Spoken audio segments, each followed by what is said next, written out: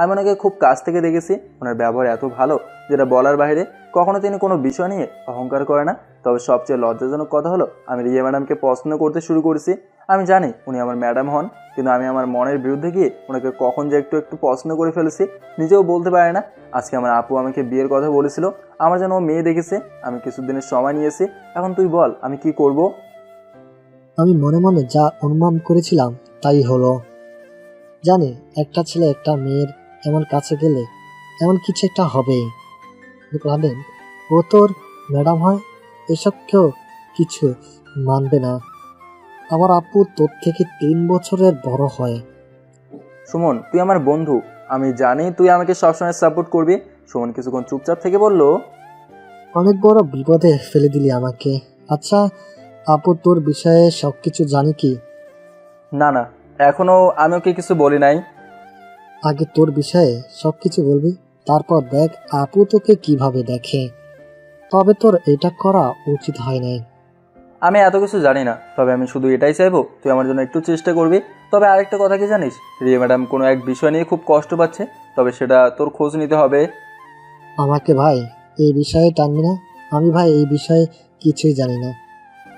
দেখ সুমন, এভাবে কিন্তু বলবি না। আমি জানি তুই থাকতে আমার কোনো বিপদ হবে না। ইস ভাই কি এক মহা মুশকিলে ফেলে দিলি। আচ্ছা, এখন আমার সাথে চল। কোথায় যাবে আবার তুই? রিয়া ম্যাডাম ফুচকা খেতে খুব ভালোবাসেন, ওনাকে ফুচকা দিয়ে আসি, চল। এখন রাত কটা হয়েছে দেখছস?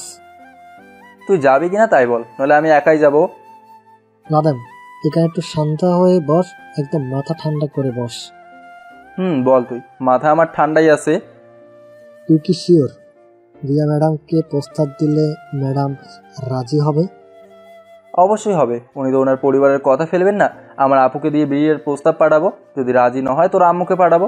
তোরা তো খুব কাছের, আমি জানি তোদের কথা ফেলবেন না। তোকে এখন যাই বলি তুই বুঝবি না।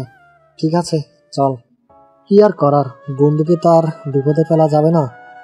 বাসা থেকে বের হয়ে সুমনকে বললাম, কালকে তুই রিয়া ম্যাডামের বাড়িতে যাবি, আর উনি সবসময় কেন কষ্টের ভিতরে থাকে এটা একটু জেনে আসবি। আমি জানতে চাই ওনার কী এমন হয়েছে যার জন্য সেদিন কান্না করেছিল। আচ্ছা সমস্যা নেই, আমি এটা বের করে ফেলবো, তোকে বলতে হবে না। সামনের দোকান থেকে ফুচকা কিনে রিয়া ম্যাডামের বাসার দিকে যেতে লাগলাম। রাস্তায় সুমনকে বললাম, তা তুই যাবি কবে? এই তো সবকিছু হয়তো ঠিকঠাক হয়ে গেছে, আর 2 দিন হয়তো দেশে আছি, পরে চলে যাব। আমাকে এইভাবে একা ফেলে চলে যাবি? দেখ লাদেন সবকিছু তো রেডি হয়ে গেছে, এখন তো যেতেই হবে, এছাড়া কোনো উপায় নেই। ওখানে গিয়ে কি বিয়ে করে নেবি? আরে না, ওখানে গিয়ে কিছুদিন প্রেম করব, তবে বিয়ে করলে তোকে দাওয়াত দিব। তুই যাবি তো? তুই সব কিছু রেডি করে দিস, তাহলে যাবো নে। সে করে দিবনি, তোকে চিন্তা করতে হবে না। এখন কি আমি গেটের বাইরে দাঁড়িয়ে থাকবো? তুই একা একা যেতে পারবি তো? তুই এখানেই থাক, আমি ভেতরে একাই যেতে পারবো। শোন, আচ্ছা বলে দাঁড়িয়ে গেল। আমি চুপচাপ ধীরে ধীরে ভেতরে চলে গেলাম। সেদিনের মতো মইটার নিচে পড়ে আছে। আমি মইটাকে আস্তে করে উঠিয়ে ধীরে ধীরে রিয়া ম্যাডামের জানলার পাশে চলে গেলাম। তবে জানালা ভেতর থেকে আটকানো, ভিতরে স্পষ্টভাবে দেখা যাচ্ছে রিয়া ম্যাডামের পাশে একটা ডিম লাইট জ্বালানো আছে, যার কারণে রিয়া ম্যাডামের ঘুমন্ত চেহারাটা উজ্জ্বল আলোর মতো চকচক করছে। আমি জানলা ধরে হালকা ভেতরে ঠেলা দিলাম, তখন জানলাটা খুলে গেল। আমি চুপটি করে ভেতরে চলে গেলাম। রিয়া ম্যাডাম কি সুন্দর করে ঘুমিয়ে আছেন। মনটা চাইছে ওনার কপালে একটা চুমু দেই। আমি যদিও ওনার কপালে চুমু দেই উনি কিছুই বলতে পারবেন না, তবে আমি এমনটা করব না। আমি রিয়া ম্যাডামের সুযোগ নেব না। আমি ওনার অনুমতি ছাড়া কিছুই যে করতে পারবো না। ফুচকাগুলো নিচে রেখে রিয়া ম্যাডামের ফোনটা হাতে নিলাম। রিয়া ম্যাডামের ফোনে কোনো লক দেওয়া নেই, তবে ওনার ফোনে হয়তো ওনার পার্সোনাল কিছু থাকতে পারে। এই জন্য আমি সরাসরি অ্যালার্মে চলে গেলাম। এখন বাজে 11টা। রিয়া ম্যাডামের ফোনে অ্যালার্ম দিলাম 11:30 যেন আমি চলে যাওয়ার পর উনি সজাগ হয়ে যায়। রিয়া ম্যাডামের টেবিল থেকে একটা সাদা কাগজ নিয়ে লিখতে লাগলাম, ম্যাডাম, আমি জানি আপনি ফুচকা খেতে খুব পছন্দ করেন, এই জন্য এত রাতে আপনার জন্য ফুচকা নিয়ে আসলাম। আপনি না বললেন, আপনি ছাড়া আপনি কাউকে এখানে তেমন চেনেন না, এজন্য আমি আপনার পাশে সবসময় আছি। আমি আপনাকে ডাকতে চেয়েছিলাম, তবে আপনার ঘুমন্ত চেহারাটা আমার কাছে খুব ভালো লাগছে, এজন্য একটু আপনাকে ডাকলাম না। দেখলাম কিছু একটা মনে করবেন না আমার কথায়। আপনি আমার ম্যাডাম, আপনাকে আমি খুব সম্মান করি। আমি চলে গেলাম। টেবিলের উপর ফুচকা রাখা আছে, খেয়ে ঘুমিয়ে নেবেন, আর আমাকে কল দেবেন না। এখন আপনি খেয়ে ঘুমিয়ে যান, পরে দরকার হলে সকালে কল দেবেন। ম্যাডাম, আর একটা কথা বলি, আপনি আমাকে যেভাবে বিশ্বাস করেন আমি আর মূল নিজের জীবন দিয়েও হলেও দেব। তবে আপনি খুব সুন্দর ম্যাডাম, প্রশংসা করে আমি শেষ করতে পারবো না। আপনাকে ডেকে দিতে চেয়েছিলাম, তবে পারলাম না। আপনার ঘুমন্ত চেহারার দিকে তাকিয়ে আমার মায়া লেগে গেল। থাক ম্যাডাম, আর কিছু লিখলাম না, খেয়ে ঘুমিয়ে যাবেন। আর আমি কে আপনি নিশ্চয়ই চিনে গেছেন, এই জন্য আমার নামটা লিখলাম না। আল্লাহ হাফেজ। কাগজটা ম্যাডামের পাশে রেখে এর উপরে ফোনটা রাখলাম, যাতে অ্যালার্মের আওয়াজে শুনে ম্যাডামের ঘুম ভেঙে যায়। আমি আবার জানলা দিয়ে বের হয়ে বাইরে থেকে জানলা বন্ধ করে দিলাম। মই দিয়ে নেমে মইটা নিচে রেখে গেটের বাইরে চলে এলাম। আমাকে দেখে সুমন এগিয়ে এসে বলল, কি রে, এত দেরি করলি কেন? আমি তো ভেবেছিলাম ধরা খেয়ে গেলি নাকি, এই জন্য আরো আমি ভিতরে যেতে চেয়েছিলাম। তোর কি মনে হয় আমি ধরা খেয়ে যাবো বেটা? এতটা বোকা আমি নই। এত রাতে এসবের কোনো পাগলামির মানে হয় বল? তুই এসব বুঝবি না। আমার উপর যেন রিয়া ম্যাডামে একটা আলাদা মায়া জন্ম নেয়, এই জন্য এমন করছি। আমি এখন তোর সাথে এত বেশি থাকি না কেন জানিস? কারণ তুই এখন সবকিছু শিখে গেছিস, নিজে নিজে চলতে পারিস। এই দেখ, আমার থেকে চিন্তা ভাবনা তোর একদম আলাদা হয়ে গেছে। তবে আমি এটা বলতে পারি, তুই হারবি না। তুই এত রাতে যেভাবে এসে আপুকে সারপ্রাইজ দেস, জানি রিয়া আপুর মনে তোর জন্য মায়া জন্ম নেবে। আমি তো এটাই চাই বেটা। তবে তোরে আমি সকালে কল দেবো, তুই কিন্তু অফিসে যাবি। অফিসে গিয়ে কি করব? আরে তোরে আমি যেটা বললাম সেটা করবি, এত কথা বলিস কেন? 2 দিন পর তো চলে যাবে, এখন আমাকে কিছু সাহায্য কর তুই। আচ্ছা ঠিক আছে। সুমনকে বিদায় দিয়ে আমি আমার বাসায় চলে গেলাম। বাসায় গিয়ে বিছানার উপর পরেই ঘুমিয়ে গেলাম। ঘুম ভাঙলো ফোনের আওয়াজে। ফোনের স্ক্রিনে তাকে দেখি এখন 6টা বেজে 3 মিনিট। তোর বাবা, এত সকাল সকাল আবার কি কল দিয়েছে? ফোনটা রিসিভ করে ঘুম ঘুম কণ্ঠে বললাম, হ্যালো, কে বলছেন? লাদেন, এখনো কি ঘুম থেকে ওঠো নাই? রিয়া ম্যাডাম নাকি? হুম। এত সকাল সকাল কল দিয়ে ঘুমটা নষ্ট করে দিলেন। তাহলে ফোন কেটে দেবো কি?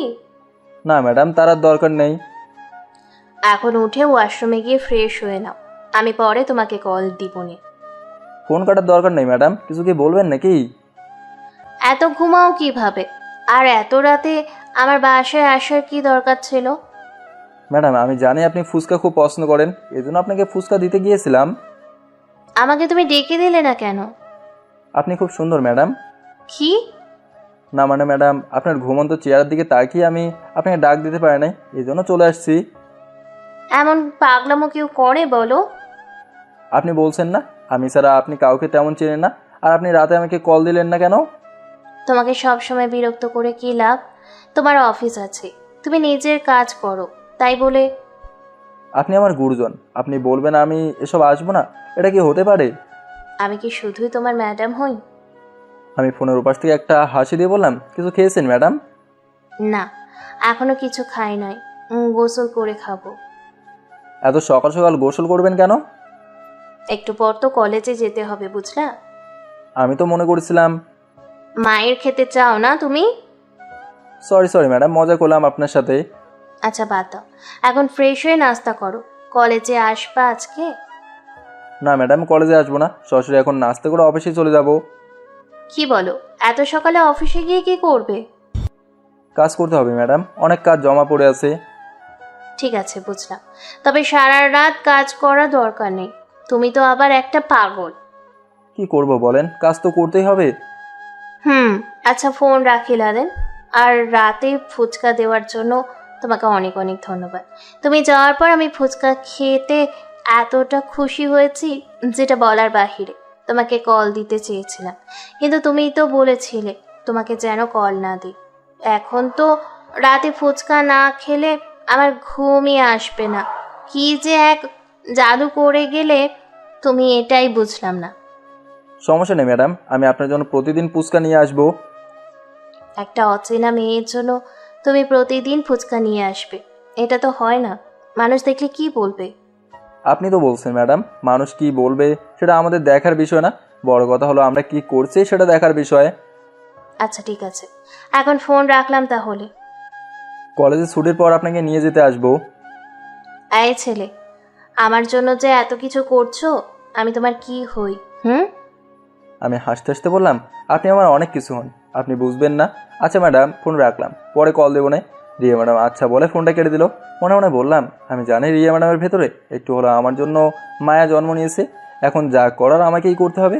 ওয়াশরুমে গিয়ে ফ্রেশ হয়ে হালকা পাতলা কিছু নাস্তা করে সরাসরি অফিসে চলে গেলাম।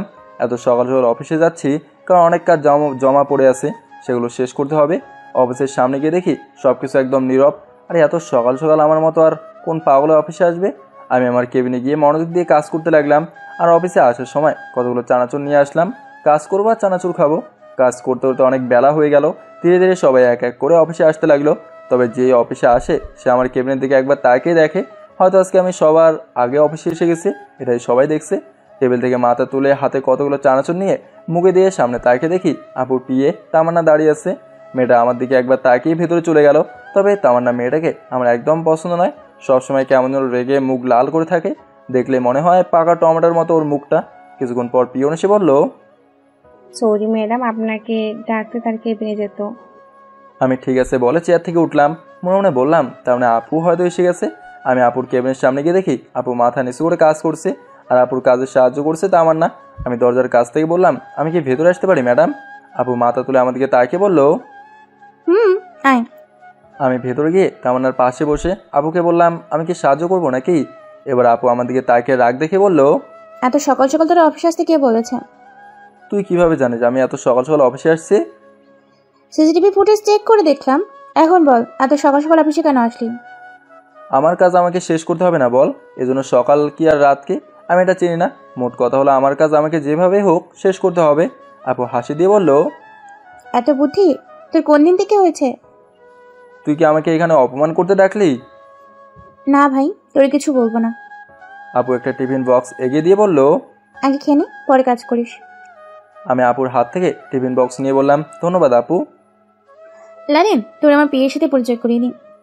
আমি তামান্নার দিকে তাকিয়ে বললাম, তোর আর ওর সাথে পরিচয় করে দিতে হবে না, আমি পরে ওর সাথে পরিচয় হয়ে নেব। কি ম্যাডাম ঠিক বললাম তো? তামান্না আমার দিকে একবার তাকিয়ে আবার কাজ করতে লাগলো। আমি আপুর দিকে তাকিয়ে বললাম, তোর পিয়ে দেখতে একদম পাকা টমেটোর মতো লাগে। সবসময় মুখটা যেন কেমন করে রাখে, বলবি একটু হাসি মুখে কাজ করতে, নইলে পাকা টমেটো কোন দিন যে ফেটে যায় এর হিসেব নেই। এই কথা বলে আমি আপুর কেবিন থেকে হাসতে হাসতে বের হচ্ছিলাম। আর পিছনে তামান্না হয়তো এক খাঁটি রাগ নিয়ে আমার দিকে তাকিয়ে আছে। আমি আপুর দেওয়া খাবার খেয়ে আবার কাজ করতে লাগলাম। ও ভালো একটা কথা মনে হয়েছে, তাড়াতাড়ি ফোনটা বের করে সুমনকে কল দিলাম। সুমন ফোন রিসিভ করে বলল, বল, কি বলবি? তুই রেডি হয়ে থাক, আমি বাইক নিয়ে আসছি, এখন রিয়া ম্যাডামের বাসায় যেতে হবে। সুমন আচ্ছা বলে ফোন কেটে দিল। আমি আবার আপুর কেবিনের দিকে যেতে লাগলাম। গিয়ে দেখি আপু তার কেবিনে নাই, হয়তো কোথাও গিয়েছে। আমি অফিস থেকে বের হয়ে বাইক নিয়ে সুমনের বাসায় চলে গেলাম। বাসার সামনে গিয়ে কলিং বেল বাজাতেই রুহি এসে দরজা খুলে দিল। আমি রুহিকে দেখে বললাম, কি খবর রুহি তোমার? সেদিন সুমন বলল তোমার নাকি পেট ব্যথা। রুহি রেগে বলল, পেট ব্যথা আপনাকে সুমন ভাইয়া বলছে না? দাঁড়ান, ওকে আমি মজা দেখাচ্ছি। ও মা, এতে আবার রাগ করার কি আছে? রুহি আর কিছু না বলে ভেতরে চলে গেল। সুমন কিছুক্ষণ পর আমার সামনে এসে বলল, লাদেন, চল এখন। আমি সুমনকে নিয়ে সরাসরি রিয়া ম্যাডামের বাসার সামনে চলে গেলাম। বাইক থেকে নেমে সুমনকে বললাম, এখানে তোরে নিয়ে আসলাম একটাই কারণে, সেটা হলো তুই রিয়া ম্যাডামের সম্পর্কে সব কিছু জানবি। এখন রিয়া ম্যাডাম কলেজে চলে গেছে, তুই গিয়ে আন্টির কাছ থেকে সব কিছু জেনে আয়। সুমন আমার দিকে তাকিয়ে বলল, ভালোই ভালো, বিদেশে যেতে পারলেই ভালো, নইলে তুই আমাকে মেরে ফেলবি। এখন আমি বুঝতে পারছি বন্ধুর জন্য এটা করতে পারবি না? তুই বন্ধুত্বের দোয়াই দিবি না একদম। ধর, তুই এত কথা বলিস না তো, তোরে এখন যেটা করতে বলেছিস সেটা কর যা। সুমন আমার দিকে তাকিয়ে শুধু বলল, তোকে মন চায় মাঝে মধ্যে মেরেই ফেলি, কিন্তু পারি না। এই কথা বলে সুমন ভেতরে চলে গেল। আমি বাইকের উপর বসে আছি, অনেকক্ষণ হলো বসে আছি, কিন্তু সুমনের কোনো খবর নাই বের হওয়ার। হঠাৎ ব্যালকনির দিকে নজর গেল। ব্যালকনিতে একটা মেয়ে দাঁড়িয়ে আছে। আমি ভালো করে তাকিয়ে দেখলাম এটা রিয়া ম্যাডামের ছোট বোন ইভা। তবে ইভা আমার দিকে তাকিয়ে হয়তো আমাকে চিনতে পারছে না। আমাকে ওরা চিনবে কীভাবে? এখন তো আমি নিজেকে অনেক পরিবর্তন করে ফেলছি। মনে মনে একটা বিষয় চিন্তা করলে আমার খুব হাসি পায়। সেটা হলো একসময় আমি রিয়া ম্যাডামের বাড়ির চাকর ছিলাম। এই তো সুমন বের হয়েছে, তবে সুমনের মুখটা কেমন যেন কালো হয়ে আছে। আমি বুঝলাম না ওর আবার কী হয়েছে। আমি বাইক থেকে নেমে সুমনের কাছে গিয়ে বললাম, কিরে তোর আবার কি হয়েছে? মুখটা এমন কালো হয়ে গেল কেন তোর? লাদেন, বাসায় চল। বাসায় যাবো মানে? আগে বল আন্টি তোরে কি বলছে রিয়া ম্যাডামের বিষয়ে? বাদ দে, প্রত্যেকে তোর জন্য ভালো একটা মেয়ে দেখবো। এবার সুমনের কথা শুনে আমার একটু কেমন লাগলো।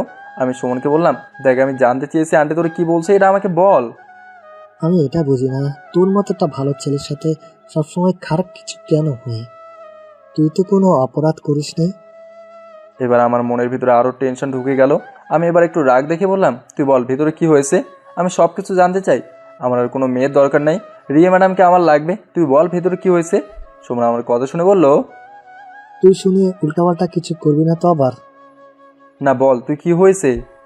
দেখ লাদেন, আমি তোকে এসব বলতে চাই না, তারপরও ভালো লাগবে তুই যখন জানতে চাস। শোন, তুই রিয়া ম্যাডামের পিছু ছেড়ে দে, উনি হয়তো আর কিছুদিন এই পৃথিবীতে বেঁচে থাকতে পারবে। এবার একটু জোরে বললাম, আমাকে তুই ভয় দেখাস কেন? কি হয়েছে এটা তো বলবি আমাকে, আসল কথা বল। আমি ভিতরে যাওয়ার পর আন্টির সাথে কিছু ভালো মন্দ কথা বললাম। শেষে বললাম, রিয়া আপুর তো বয়স হয়ে যাচ্ছে, একটা বিয়ে করার দরকার না? এখন তিনি কান্না করতে করতে বললেন, ওকে কে বিয়ে করবে বাবা? ও তো ব্লাড ক্যান্সার।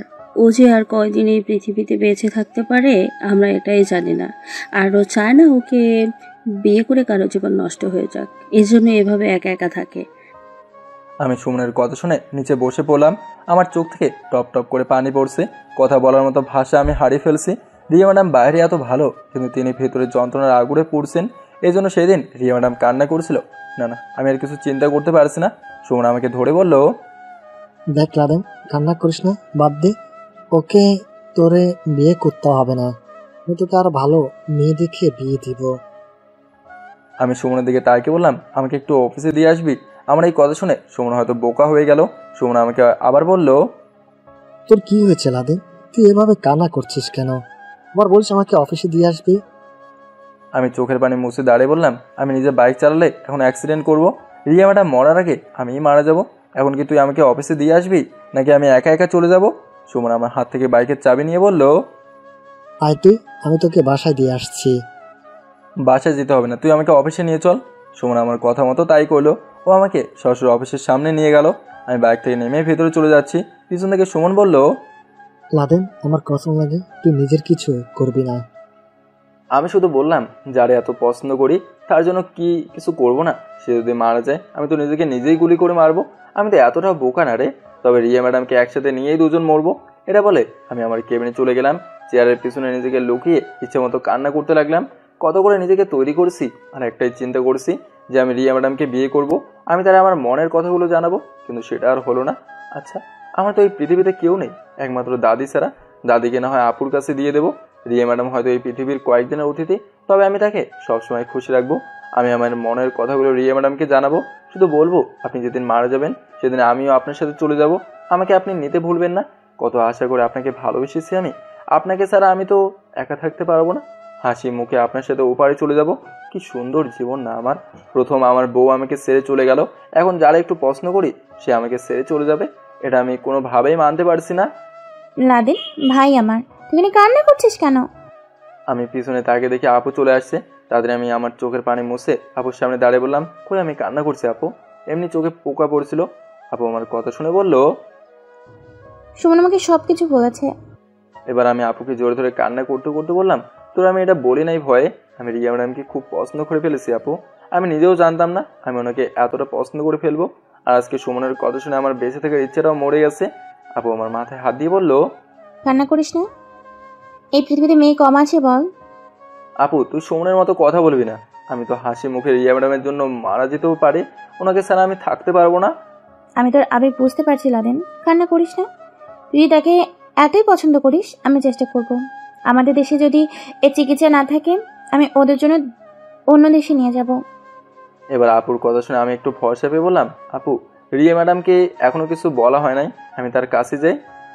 না না, এখন তোর যেতে হবে না, তুই পরে উল্টোপাল্টা কিছু করে ফেলবি। আমার ভয় হয় ভাই, তোরে আমি একা ছাড়তে পারবো না। আমি তোরে আমার সবটা দিয়ে আগলে রাখবো, তবু দিয়ে আমি আমার ভাইটিকে হারাতে পারবো না। আপু রিয়া ম্যাডামের কাছে যাওয়ার আমার খুব জরুরি, যেতে হবে আমাকে, প্লিজ আপু। আয় আমার সাথে, আমি তোরে নিয়ে যাব। তার আগে কান্না বন্ধ কর। আপু ওর কিছু হবে না তো আবার? তুই আগে ওকে রাজি করা, পরেরটা আমি দেখে নিব না। একটা কথা মনে রাখিস, রিয়া ম্যাডামের কিছু হলে আমাকে পাবি না, আমি উপরে চলে যাব। আপু আমাকে জোরে ধরে কান্না করে বলল, পাগলামো করিস না ভাই, তোরে ছাড়া আমি থাকতে পারবো না। আমি ওর যথাসাধ্য চেষ্টা করব। এখন চল। আপু আমাকে গাড়িতে তুলে বলল, তোর ম্যাডামকে কল দিন। আমি আপুর কথা মতো রিয়া ম্যাডামকে কল দিতে লাগলাম। প্রথম আল কল দিলাম তো হলো না, হয়তো তিনি ক্লাসে আছেন। আবার কল দিলাম, এবার তিনি ফোন রিসিভ করে বলল, লাদেন আমি ক্লাসে আছি, তুমি জানো না এই সময় আমি কোথায় থাকতে পারি? রিয়া ম্যাডাম সত্যি কথা বলছে। ফোনের ওপাশ থেকে কেমন যেন একটা হইচইয়ের আওয়াজ ভেসে আসছে। এর আমি বলা শুরু করলাম, আপনি ক্লাসে না কোথায় এটা আমি জানি না, আপনি কিছুক্ষণে নদীর পাড়ে আসবেন, সেদিন আপনাকে নিয়ে যেখানে গিয়েছিলাম সেখানে আসবেন, আমার সাথে জরুরি কথা আছে। কি বলো লাদেন তুমি এসব? তুমি তো জানো আমি এখন ক্লাসের ভিতরে আছি। আর হঠাৎ করে তোমার কি হয়েছে? তোমার কণ্ঠ এমন লাগছে কেন? আপনি কি চান আমার কিছু হয়ে যাক? আপনি যদি কিছুক্ষণের ভেতরে না আসেন, হয়তো আমাকে আপনি জীবনের জন্য হারিয়ে ফেলবেন, আর কখনো আমি আপনার সামনে আসবো না। লাদেন কি হয়েছে তোমার? মন খারাপ কি? আমি কিন্তু মরে যাব ম্যাডাম, আপনি আসবেন নাকি তাই বলেন। হঠাৎ করে কি হয়েছে তোমার এটাই বুঝলাম না। আচ্ছা ঠিক আছে, তুমি একটু অপেক্ষা করো, আমি ক্লাসটা শেষ করেই আসছি। ক্লাস শেষ করতে হবে না, আপনি এখনই চলে আসেন। আমার জন্য এইটুকু করতে পারবেন না ম্যাডাম? রিয়া ম্যাডাম আর কিছু বললো না, ফোনটা কেটে দিল। আপু শুধু আমার দিকে অবাক হয়ে তাকিয়ে আছে। আমি গাড়ি থেকে নেমে বললাম, 1 মিনিট আপু, একটু দাঁড়া। আমি গাড়ি থেকে নেমে একটা কেরোসিনের বোতল কিনে নিলাম। বোতলটা গাড়ির পেছনে রেখে আবার গাড়িতে উঠে আবুকে নদীর পাড়ের ঠিকানা দিয়ে বললাম, আমাকে সেখানে নিয়ে চল। আবু চুপচাপ গাড়ি চালাতে লাগলো। হঠাৎ আপু মাঝ রাস্তায় গাড়ি থামিয়ে বললো, লাদেন, একটা কথা বলবো? আপু বল। এবার আপু চোখের পানি ছেড়ে দিয়ে বলল, তুই রিয়ার কথা মন থেকে মুছে ফেল। আমি তোরে ভালো একটা মেয়ের সাথে বিয়ে দিব। দরকার তুই 4টা বিয়ে করবি, তাও এমন পাগলামো করিস না। এসব কথা বলিস না আপু, শুনলে খুব কষ্ট হয়। আমি ওনাকে ছাড়া থাকতে পারবো না। ভাই, এই রোগের কোনো চিকিৎসা নাই, আমি কি করবো বল? তোরে এইভাবে ধ্বংস হতে আমি দেখতে পারবো না। আমার জন্য তোর চিন্তা করতে হবে না রে। দেখবি আমি হঠাৎ করে তোদের কাউকে না জানিয়ে মরে যাব, বলতেও পারবে না। আপু মাথা নিচু করে শুধু কান্না করতে লাগলো। আমি বুঝতে পারছি আপু আমাকে কতটা ভালোবাসেন। এবার আপু মাথা তুলে বলল, তোর সাথে এমন কেন হয়? তুই তো কারো কোনো ক্ষতি করিস নাই, এত কষ্ট কিভাবে সহ্য করিস? আমি এবার মুচকে হাসি দিয়ে বললাম, আমার আবার কষ্ট? গাড়ির সামনে থাকা ফল কাটার ছুরিটা নিয়ে হাতের মাঝে জোরে টান মারলাম, যার কোনো হাত থেকে রক্ত পড়তে লাগলো। এতটা রক্ত বের হচ্ছে যেন মনে হচ্ছে আমি কিছুক্ষণ পর পরেই মারা যাব। আপু জোরে চিৎকার দিয়ে বলল, এটা তুই কি করলি? আমি এবার নিজের গলায় চাকু ধরে বললাম, রিয়া ম্যাডাম মরার আগে আমিই মরে যাব। তুই আমাকে নদীর পাড়ে নিয়ে চল, তাড়াতাড়ি চল বলছি। দেখ ভাই, পাগলামো করিস না। তোর হাত দিয়ে যেইভাবে রক্ত বেরোচ্ছে, তুই কিছুক্ষণের ভিতর অজ্ঞান হয়ে যাবি। তাতে আমার কিছু আসে যায় না, তোরে আমি যেটা করতে বলছি সেটা কর। আপু শুধু আমার দিকে তাকিয়ে কান্না করছে, কিছু বলছে না। আপু কান্না করতে করতে 1 হাত দিয়ে গাড়ি চালাচ্ছেন। আপুর সাথে এটা করা ছাড়া আমার কোনো উপায় ছিল না। আমি জানি আপু আমাকে রিয়ার কাছে নিয়ে যেতে রাজি হবেন না, কিন্তু আমার এখন যে কোনো কিছুর বিনিময়ে রিয়া ম্যাডামকে আমার লাগবেই। আমার রক্তে পুরো প্যান্টটা ভিজে গেল। আমি শুধু মনে মনে বলছি, আচ্ছা আমি কি রিয়া ম্যাডামকে মারা যাওয়ার আগে মরতে পারবো? যদি মরতে পারি তাহলে আরও বেশি ভালো। নদীর কাছাকাছি গিয়ে দেখি একটা মেয়ে নদীর পাড়ে দাঁড়িয়ে আছে। হ্যাঁ, এটাই রিয়া ম্যাডাম। আমি তাড়াতাড়ি গাড়ি থেকে নেমে সামনে হাঁটতে লাগলাম। পেছন থেকে আপু ডাক দিয়ে বলল, মরে যেতে চাস তো? ঠিক আছে, মর। তুই মারা গেলে আমি কার জন্য বাঁচবো? আমিও মরে যাব। আমি আপুর কথা শুনে কিছু বললাম না, সামনের দিকে যেতে লাগলাম। রিয়া ম্যাডাম আমাকে দূর থেকে দেখে আমার কাছে আসছেন। আমার কাছাকাছি এসে তিনি আমার হাত দেখে তাড়াতাড়ি ওনার শাড়ি আঁচল ছিঁড়ে আমার হাত বেঁধে দিয়ে বলল, তাড়াতাড়ি এখন হাসপাতালে চলো। হাসপাতাল যাওয়ার দরকার নেই ম্যাডাম, যদি মারা যায় নদীর কিনারে ফেলে দেবেন। এবার রিয়া ম্যাডাম আমার দিকে তাকিয়ে বলল, তোমার কি হয়েছে লাদেন? তুমি তো এমন ছিলে না, সব সময় আমি তোমার মুখে হাসি দেখেছি। আজকে কি এমন হয়েছে যার কারণে তুমি এমন করছো? আমি রিয়া ম্যাডামের হাত ধরে নদীর পাড়ে নিয়ে গেলাম। রিয়া ম্যাডাম শুধু আমার দিকে অবাক হয়ে তাকিয়ে আছে, হয়তো আমি তার হাত ধরেছি এই জন্য। নদীর পাড়ে গিয়ে বললাম, একটু বসেন ম্যাডাম।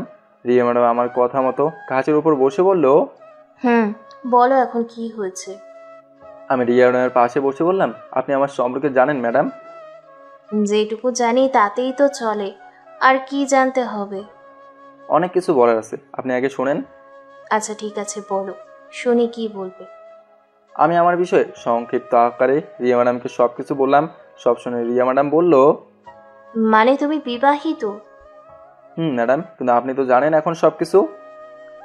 তুমি ছেলেটা আসলে অনেক ভালো, কিন্তু তোমার বউ তোমার ভালোবাসা বোঝে নাই, আর এখন এই জন্য কান্না করা লাগে। কান্না করতে করতে তো চোখ মুখ লাল করে ফেলেছো। আমি এর জন্য কান্না করছি না ম্যাডাম, আমি তো আপনার জন্য কান্না করছি। আমার জন্য কান্না করছো মানে?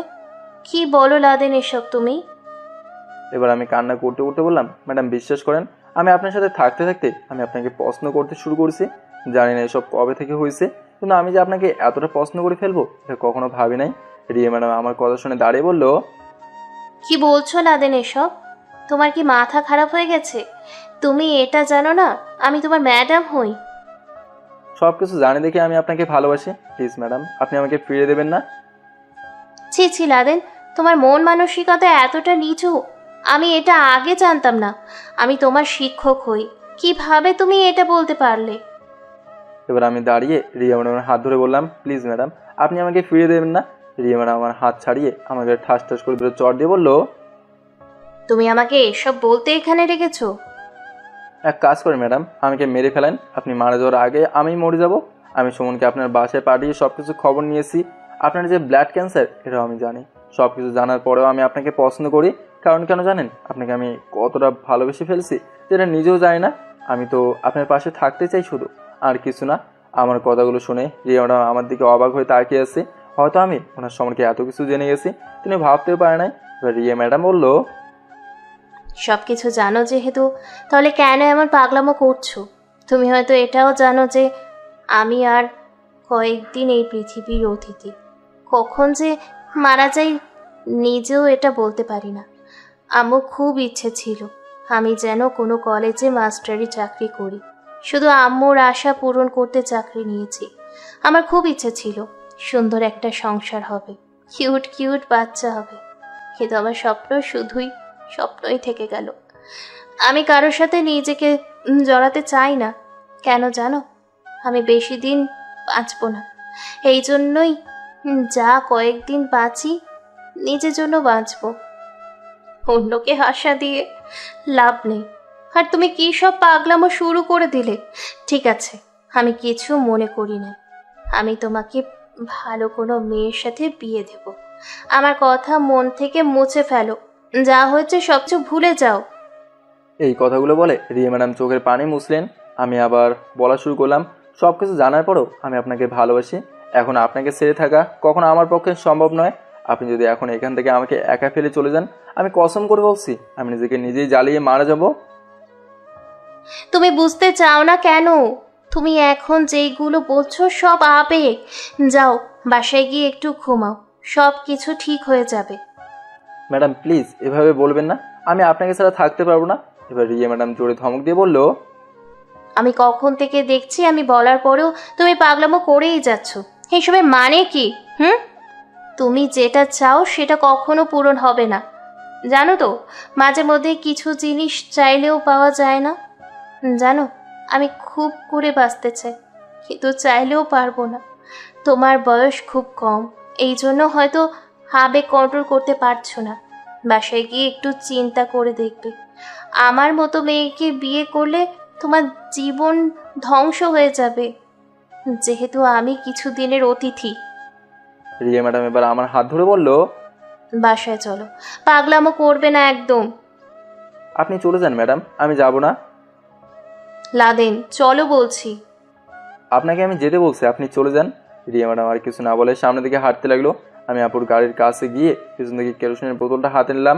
আপু গাড়ির ভেতর থেকে আমার দিকে অসহায় দৃষ্টিতে তাকিয়ে আছে। আপুর চোখ থেকে টপ টপ করে পানি পড়ছে। আমি এসব দেখে চোখ বন্ধ করে দিলাম। আমি নিজেকে কন্ট্রোল করতে পারছি না। আগেই আমার সাথে অনেক কিছু হয়েছে, এখন আমি মারা গেলে আমার কিছু আসে যায় না। কেরোসিনের বোতলটা নিয়ে নদীর পাড়ে এসে সবটা কেরোসিন নিজের উপর ঢেলে দিলাম। রিয়া ম্যাডাম দূর থেকে এটা দেখে সব কিছু ফেলে আমার কাছে দৌড়ে আসছে। আমি বোতলটা নিচে ফেলতেই রিয়া ম্যাডাম আমার হাত ধরে বলল, লাদেন কি করছো এটা তুমি? আপনি চলে যান ম্যাডাম। ভাবছিলাম আপনি যেদিন মারা যাবেন সেদিন আমিও মারা যাব, কিন্তু সেটা আর হতে দিলেন না। আমি আপনার জন্য মরতেও পারি ম্যাডাম। আপনি মারা যাওয়ার আগে আমি মরে যাব। চলে যান এখান থেকে। রিয়া ম্যাডাম আমার দুই হাত শক্ত করে ধরে আছেন যেন আমি কিছু করতে না পারি। এবার কান্না করতে করতে নিচে বসে রিয়া ম্যাডামের পা জড়িয়ে ধরে বললাম, আপনি কেন বোঝেন না? সব কিছু জানার পরেও আমি আপনাকে ভালোবাসি। আপনার অসুখের খবর শুনে কি আমি চলে গেছি? আপনি বললেও যাব না, কারণ আমি আপনাকে ভালোবাসি। আপনি আজকে আমাকে এখানে ফেলে গেলে আমি নিজেকে নিজেই শেষ করে ফেলবো। এবার রিয়া ম্যাডাম নিচে বসে আমাকে জড়িয়ে ধরে বলল, কেন করছো এমন লাদেন তুমি? আমার কি মন চায় না তোমাকে ভালোবাসতে? কিন্তু চাইলেও আমি পারবো না। আমি এই কয়েকদিনের অতিথি মাত্র, নিজেও জানি না বাঁচবো কি না। তোমাকে আমার জীবনের সাথে জড়িয়ে তোমার জীবনটা ধ্বংস করতে চাই না। নইলে তোমার মতো ভালো ছেলেকে হাতছাড়া করতে চাই বলো? আমি কিভাবে তোমাকে বোঝাই? আমি রিয়া ম্যাডামকে শক্ত করে জড়িয়ে ধরে বললাম, আমাকে আপনার কিছু বুঝতে হবে না। আমি শুধু আপনাকে ভালোবাসি। আপনাকে আমি ছাড়তে পারবো না। শুধু এই কথাটা আমি জানি, মানুষ বলে চেষ্টা করলে সব কিছু সম্ভব। আমিও চেষ্টা করব, দেখবেন আপনি ঠিকই সুস্থ হয়ে যাবেন। রিয়া ম্যাডাম শুধু কান্না করছে, কোনো কথা বলছে না। এবার আমি ওনার মুখটা ধরে আমার সামনে এনে চোখের পানি মুছে দিয়ে বললাম, আপনি কান্না করবেন না। আপনি কান্না করলে আমার খুব কষ্ট হয়, আর যদি আমাকে ফেলে চলে যান আমি এখানেই পড়ে মরে যাব। রিয়া ম্যাডাম আমার কপালে চুমু দিয়ে বলল, আমি পারলাম না নিজেকে সামলাতে, হেরে গেলাম আজকে আমি তোমার কাছে।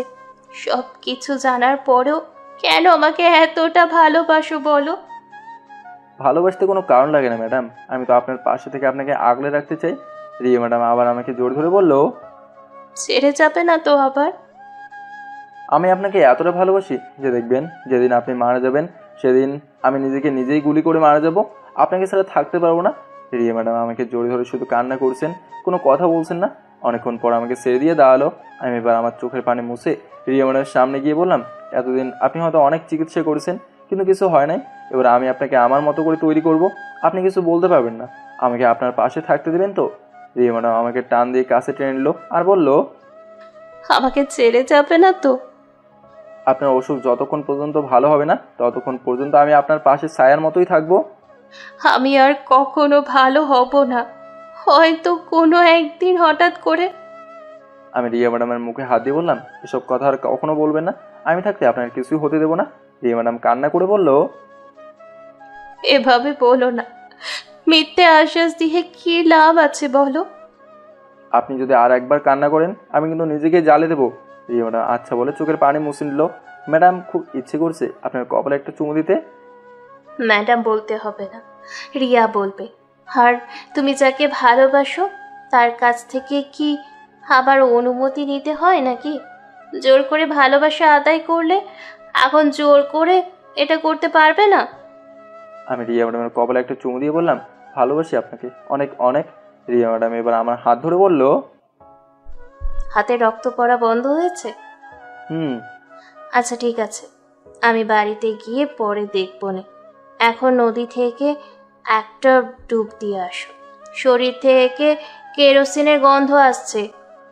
গোসল না করে আগুন দেন, ওটা দিয়ে গোসল করে নেব। রিয়া ম্যাডাম আস্তে করে গালে একটা থাপ্পড় দিয়ে বলল, মায়ের খেতে চাও না তুমি? আরেকবার শুধু বলে দেখো তোমার কি করি। এখন যাও, যেটা বললাম সেটা করো। ম্যাডাম আপনি এখানে একটু দাঁড়ান, আমি আমার আপুকে যেতে বলি। ও এখনো হয়তো আমার জন্য কান্না করছেন। কি বলো, তোমার আপু এখানে আছে?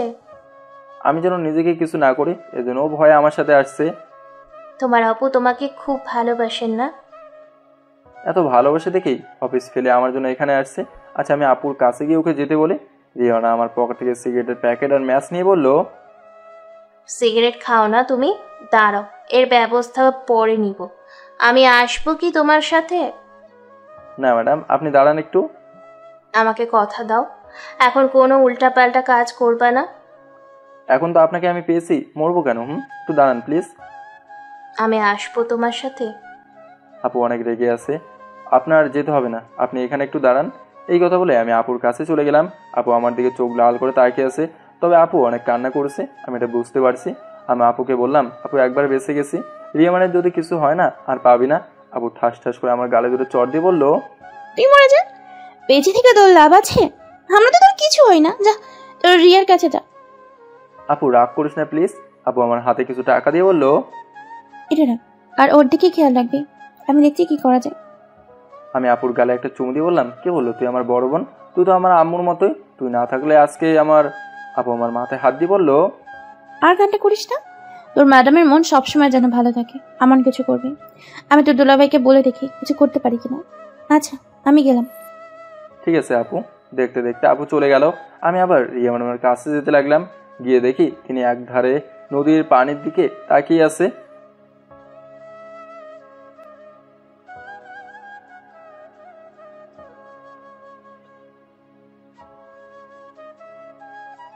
জানো লাদেন, আমার বাঁচতে খুব ইচ্ছে করে, খুব করে আমি বাঁচতে চাই, কিন্তু সেটাও পারবো না। জন্ম না নিলে তো আর মরতে হতো না। এবার আমি রিয়া ম্যাডামকে আমার দিকে ফিরিয়ে বললাম, যার হায়াত যতদিন সে বাঁচবে ততদিন, তবে আপনাকে যেখান পর্যন্ত নিয়ে যাওয়া দরকার আমি সেই পর্যন্ত আপনাকে নিয়ে যাব। আমার আপুর টাকা কম আছে, দেখবেন আপনার কিছুই হবে না। ছাড়ো লাদেন, ভালো লাগছে না। আমি রিয়া ম্যাডামকে ছেড়ে দিয়ে বললাম, এখনও আপনি আমাকে মানতে পারেন নাই? কিছু প্রশ্ন করব, ঠিকঠাক জবাব দিবে? জি বলেন। তুমি জানো আমি কিছুদিন পর হয়তো মারাও যেতে পারি। এরপরেও কেন তুমি আমার পেছনে পড়ে আছো? নাকি তোমার আমার দেহ লাগবে? হয়তো আমাকে কয়েকদিন তুমি ব্যবহার করবে, এরপর আমি মারা গেলে তোমার রাস্তা ক্লিয়ার। এই মেয়েকে আমি কিছু বললেও বিশ্বাস করবে না। রাগে এমনি মেজাজ গরম হয়ে গেল। একটা মেয়ের জন্য এত কিছু করছি, তাও বিশ্বাস করতে চায় না। রিয়া ম্যাডামের হাত থেকে ম্যাচটা নিয়ে সরাসরি নিজের শরীরে আগুন লাগিয়ে দিলাম। আর তখন রিয়া ম্যাডাম আমাকে ধাক্কা দিয়ে পানিতে ফেলে দিল। পানিতে ফেলে জোরে জোরে বলছে, তোমার মাথা খারাপ হয়ে গেছে? যদি তোমার কিছু হয়ে যেত? আমার কিছু হলে আপনার কি? আপনি তো আমার হাত থেকে বাঁচতে চান। কে বললো আমার কিছু না? আমি তোমাকে ভালোবাসি, কিন্তু বলতে পারি না। তুমি কেন আমার মনের ভাষা বুঝতে চাও না? তাহলে আপনি এমন করেন কেন? শুধু উল্টাপাল্টা কথা বলেন। সরি, আমার ভুল হয়ে গেছে। আর কখনো এসব কথা বলবো না। সত্যি তো? হুম। আমি পানিতে একটা ডুব দিয়ে উপরে উঠে গেলাম। রিয়া ম্যাডাম শাড়ির আঁচল দিয়ে আমার মাথা মুছে বলল, এখন বাসায় চলো। রিয়া ম্যাডাম আমাকে টেনে একটা রিক্সায় তুলে তিনি আমার পাশে বসলেন। আমি মনের থেকে একটু দূরে বসে বললাম, ম্যাডাম আপনি একটু দূরে বসেন, নইলে আমার শরীর ভিজে যাবে তো। রিয়া ম্যাডাম উল্টো আমার হাত জোরে ধরে বলল, ভিজলে ভিজবে, গোসল করে নিব। আর তোমাকে কতবার বলছি আমাকে ম্যাডাম বলবে না? নিজের হবু বউকে কি কেউ ম্যাডাম বলে? কিন্তু আপনাকে যে আমার ম্যাডাম বলে অভ্যাস হয়ে গেছে, কি করব বলেন? আমি কিন্তু এখন রাগ করব ম্যাডাম বললে। আমি এবার ভিজা শরীরে ওনাকে জোরে ধরে বললাম, আচ্ছা ঠিক আছে বাবু, ম্যাডাম বলবে না। এইসব বাবু জান আমার কিন্তু একদম পছন্দ নয়। এইসব মোটেও বলবা না। তাহলে কি কলিজা বলে রাখবো? লাদেন, মায়ের খাবা কিন্তু। আপনি বুঝে আমাকে মারতে পারবেন? আমার মতো অসহায় ছেলেকে মেরে আপনি থাকতে পারবেন তো? লাদেন শোনো না। জি বলেন গো। আমার বাসায় চলো, অনেকদিন পর তোমাকে পেয়েছি।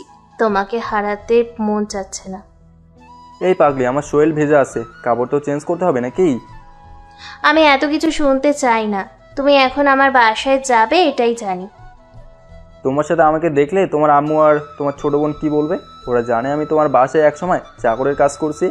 রিয়া ম্যাডাম আমাকে ছেড়ে দিয়ে বলল, নিজেকে যদি আর একবার চাকর বলো না, তাহলে তোমার খবর আছে। তোমাকে আমি কিছু বলছি বলো। যেখানে আমার সম্মান আছে সেখানে তোমারও সম্মান আছে। আর তোমাকে কেউ অপমান করলে আমি বুঝি হাত গুটিয়ে বসে থাকবো?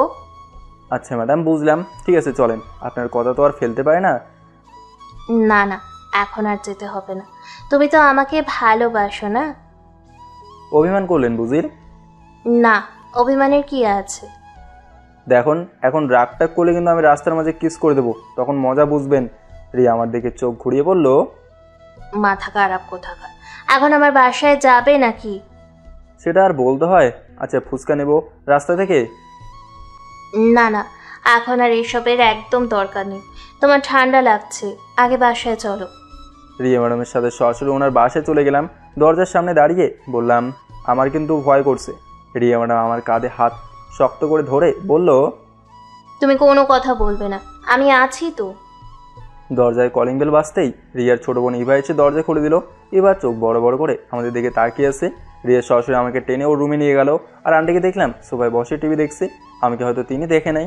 রিয়া রুমে এসে বললাম, রিয়া তোমার রুমটা তো অনেক সুন্দর, একদম সাজানো গোছানো। আমি সবসময় পরিষ্কার থাকতে পছন্দ করি। আচ্ছা তুমি লুঙ্গি পরতে পারো? এসব তো কখনো পড়া হয় নাই। আচ্ছা ঠিক আছে নিয়ে এসো, এখন এটাই পড়তে হবে। আচ্ছা ঠিক আছে, তুমি একটু দাঁড়াও, আমি ভিতর থেকে আসছি। রিয়া ভেতরে চলে গেল আর আমি ঘুরে ঘুরে ওর রুমটা দেখছি। একটু পর রিয়া একটা লুঙ্গি আমার হাতে দিয়ে বলল, নাও এখন এটা পরো। আমি রিয়ার কথা মতো লুঙ্গি পরলাম। আমার লুঙ্গি পরা দেখে রিয়া হাসতে হাসতে গড়াগড়ি খাচ্ছে। আমি ওর দিকে তাকে বললাম, কী ব্যাপার এভাবে হাসাহাসি করছো কেন? এভাবে কেউ লুঙ্গি পরে? আসো আমি পরিয়ে দিই। এত যেহেতু পরেন তো আগে বলবেন না, উল্টা আমাকে নিয়ে হাসাহাসি করছেন। রিয়া ম্যাডাম আমাকে লুঙ্গি পরিয়ে দিতে লাগলো। আমি ওনার ঠোঁটে একটা চুমু দিয়ে বললাম, আপনি এত সুন্দর কেন ম্যাডাম? রিয়া আমার দিকে চোখ তুলে তাকিয়ে বলল, তো তুমি কি চাও আমি কালো হই? আমি রিয়াকে সেরে বিছানার উপর শুয়ে বললাম, শরীর খুব ক্লান্ত হয়ে গেছে, আর আমি তো সবসময় এটাই চাই যে আমার বউ যেন বিশ্ব সুন্দরী হয়। রিয়া বিছানায় বসে বলল, তাই নাকি? আচ্ছা স্যার, আপনার হাতের অবস্থা এখন কেমন আছে? ঔষধ নিয়ে আসবো কি? না থাক, এখন ভালোই লাগছে, কিছু নিয়ে আসো, খুব খিদে পেয়েছে। আচ্ছা তুমি শুয়ে থাকো, আমি আসছি। আমি রিয়ার হাত ধরে আমার বুকের মাঝে টেনে এনে বললাম, আমাকে একা রেখে চলে যাবেন? রিয়া আমার দিকে তাকিয়ে বলল, আপনার না খুব খিদে পেয়েছে, খেতে হবে না আপনার? আমার খাবার তো আছেই, খাইয়ে দেবেন না? রিয়া আমার হাত থেকে ছুটে বলল, এই তোমার নজর কিন্তু ভালো না, বিয়ের আগে কিছুই হবে না। আমি রিয়ার দিকে ফিরে তাকে বললাম, একজন ছাত্র আর একজন ম্যাডাম প্রেম করছে, মানুষ শুনলে কি বলবে? কি আর বলবে, তবে কে কি বললো সেটা আমার দেখার বিষয় না। তুমি কি ভয় পাও? আমি রিয়ার হাত ধরে বললাম, যদি ভয় পেতাম তাহলে কি এত দূর আপনার সাথে আপনাকে নিয়ে আসতে পারতাম? ছি ছি রিয়া, শেষে কিনা তুই এই বাড়ির চাকরির প্রেমে পড়লি? দরজার দিকে তাকিয়ে দেখি রিয়ার আম্মু আর ওর বোন দাঁড়িয়ে আছে। রিয়া আমাকে ছেড়ে ওর আম্মুর কথা শুনে আমার দিকে তাকিয়ে বলল, তুমি কোনো কথা বলবে না, ঠিক আছে? তুমি এখানে আসছো আমার জন্য, ওরা কি বলবে না বলবে সেটা তোমার দেখার বিষয় না। আমি যদি তোমার পক্ষে থাকি তাহলে তোমার কোনো কিছুর দরকার আছে? আমি একটা হাসি দিয়ে বললাম, আপনি আমার পাশে থাকলে আমি বিশ্ব জয় করতে পারবো। এবার রিয়া দাঁড়িয়ে বলল, ওকে এখানে আমি নিয়ে আসছি, আর ও এই বাড়ির জামাই, এখানে আসবে না তো কোথায় যাবে? জানো আম্মু, আমি সব সময় চিন্তা করতাম আমার মতো মেয়ে এই পৃথিবীর বুকে জন্ম হয়ে খুব খারাপ হয়েছে। না পেলাম মানুষের ভালোবাসা, না পেলাম প্রিয় একটা মানুষ। এই সেই ছেলে যে আমার অসুখের খবর শুনেও আমাকে ভালোবাসে, কখনো এটা বলে নাই যে আমি আপনাকে ছেড়ে দিব।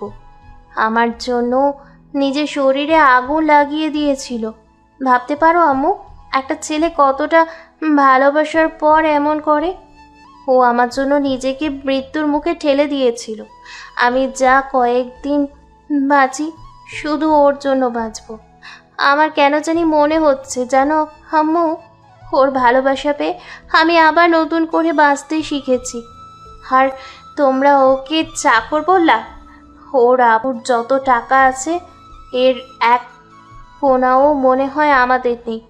তবে আমি এত কিছু জানি না আম্মু, আজকে থেকে ও এই বাড়ির জামাই। আমাকে যেভাবে ভালোবাসো ওকেও এভাবে ভালোবাসতে হবে। যদি তোমরা মেনে না নাও তাহলে আমি মনে করব আমি তোমাদের মেয়ে নই। বেঁচে থাকার জন্য জীবনে কাউকে না কাউকে দরকার আম্মু, আর আমি ওকে খুঁজে পেয়েছি। দ্বিতীয়বার ওকে আর আমি হারাতে চাই না। ওর অতীত সম্পর্কে সব কিছু আমি জানি। আশা করি তোমরা আমাকে আর কোনো প্রশ্ন করবে না। আন্টি রিয়ার কথা শুনে আমাদের একবার তাকিয়ে রিয়াকে বলল, মারে, এতদিন পর তোর মুখে হাসি দেখতে পেয়েছি। আমি কি কখনো তোর বিরুদ্ধে কথা বলেছি? আমি জানি তুই যেটা করবি ভালোর জন্যই করবি। আন্টি রিয়ার মাথায় হাত দিয়ে বলল, চিন্তা করিস না, আমি তোর সাথে আছি।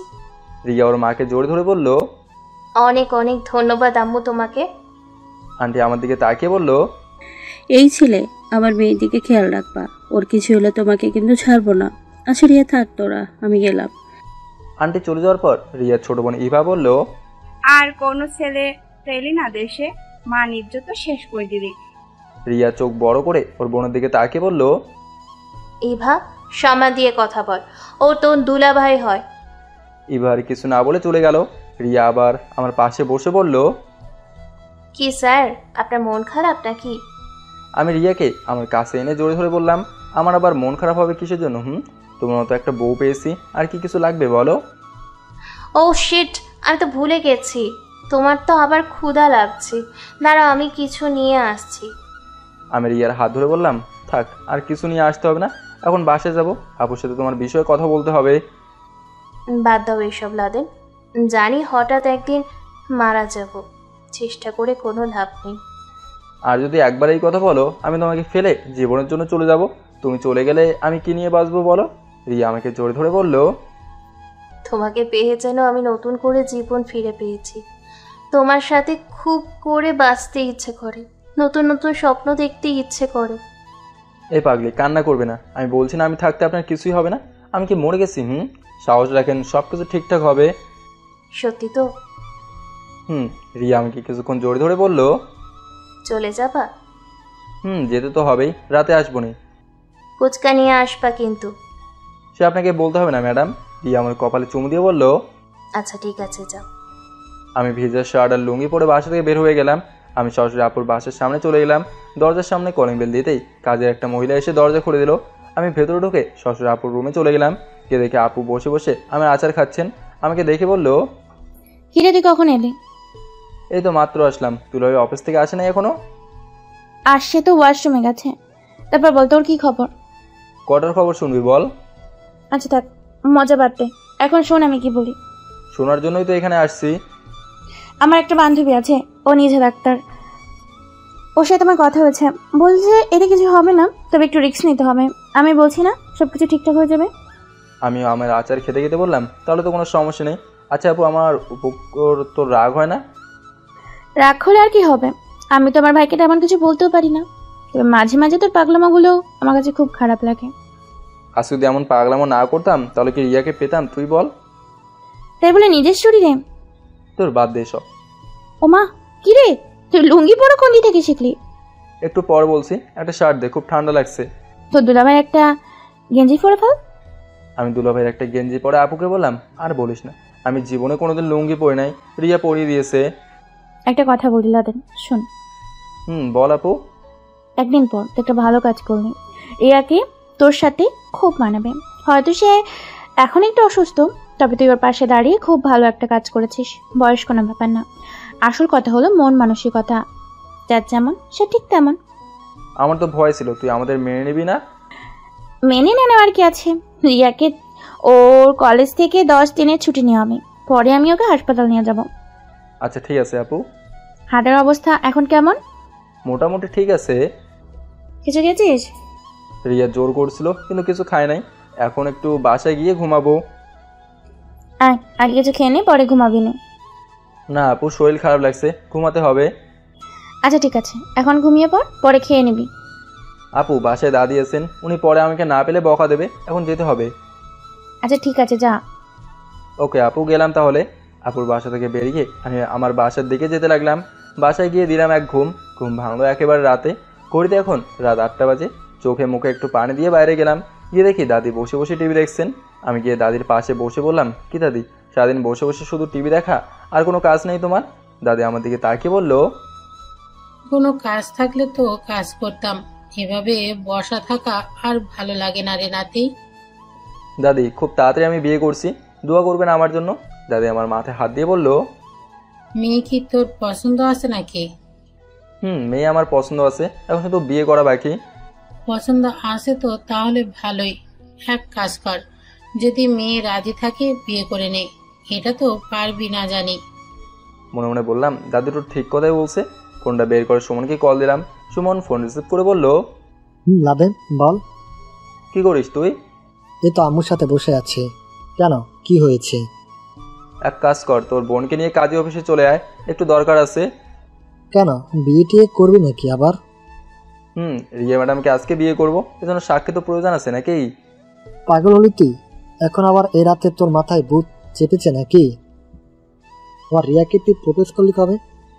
তোরা আমি বলছি তুই কাজী অফিসে আয়, এত কথা বলিস কেন? মাঝে মাঝে তোর জ্বালায় আমি পাগল হয়ে যাব। ঠিক আছে আমি যাচ্ছি, তুই তাড়াতাড়ি আয়, দেখি তুই কি করিস। আমি ফোনটা কেটে দাদিকে বললাম, কি দাদি, এখন বিশ্বাস হয়েছে যে আমি বিয়ে করতে যাচ্ছি? দাদি হুঁ বলে বলল, যা ইচ্ছা তাই কর, তবে বৌমা যেন সুন্দর হয়, আমি এটাই চাই। আরে এ নিয়ে তোমার কোনো চিন্তা করতে হবে না, আমি গেলাম, তুমি থাকো। আমি বাসা থেকে বের হয়ে আপুকে কল দিলাম। আপু ফোন রিসিভ করে বলল, লাদেন বল। আপু কাজী অফিসে আয় তো একটু। আবার পাগলামো শুরু করলি? কিসের পাগলামো? রিয়াকে আগে হোক আর পরে হোক, বিয়ে তো করতে হবে, এখন করলে সমস্যা কি? তুই আয়। আমি ভাই পারবো না, তোর মন যা চাই তুই সেটাই কর। তুই আসবি না মানে? দে দুলাভাইকে ফোন দে। আপু আর কিছু না বলে ফোনটা কেটে দিল। আমি আপুকে একটা মেসেজ করলাম, সেখানে লিখেছি যে আমি কিছু জানি না, তুই কাজী অফিসে আসবি শুধু এটাই জানি, নইলে কিন্তু খুব খারাপ হবে, এটা বলে দিলাম। এখন আমি রিয়ার বাসার সামনে, তবে মনের ভেতরে একটু আনন্দ লাগছে যে এতদিন পর আমার স্বপ্ন পূরণ হতে চলছে। রিয়ার বাসার সামনে গিয়ে দরজায় কলিং বেল দিতেই কাজের মহিলা এসে দরজা খুলে দিল। আমি দরজা দিয়ে ভেতরে গিয়ে দেখি রিয়া, রিয়ার আম্মু আর ওর ছোটো বোন টেবিলে বসে খাবার খাচ্ছে। আমাকে দেখে রিয়া বলল, আরে রাদেন, তুমি এখানে আসো, ভালোই হয়েছে। এখন আমার পাশে বসে পড়ো। আমি রিয়ার কাছে গিয়ে বললাম, আমি এখানে খেতে আসি নাই, এখন আর তোমাকে খেতে হবে না, হাত ধুয়ে উঠে পড়ো, যাও তাড়াতাড়ি রেডি হয়ে আসো। রিয়া ঘুরে আমাদেরকে তাকিয়ে বলল, তুমি কি করতে চাও সেটা বলো তো। অনেক কিছু বলতে চাইছি, তুমি এটা বুঝবে না। সবাই কাজী অফিসের সামনে বসে আছে, তুমি গেলেই আমাদের বিয়েটা হয়ে যাবে, এখন তাড়াতাড়ি করো। আমার কথাগুলো শুনে সবাই বোকা হয়ে গেল।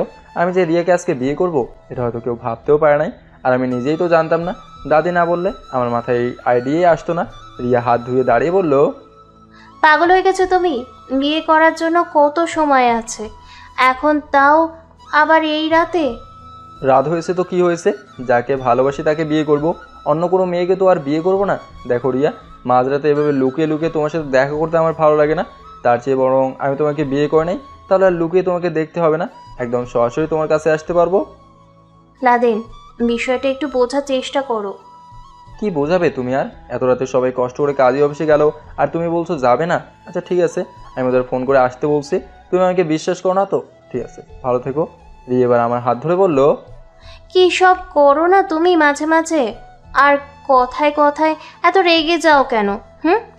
ঠান্ডা মাথায় সব কিছু চিন্তা করতে পারো না? যা বলবে তাই হবে নাকি? বিপদে পড়ি শুধু আমি। আম্মু, তুমি কি বলো? আন্টি এবার বলল, আমি মনে করি ও যা করছে তার ভালোর জন্যই করেছে, তুই রেডি হয়ে ওর সাথে যা।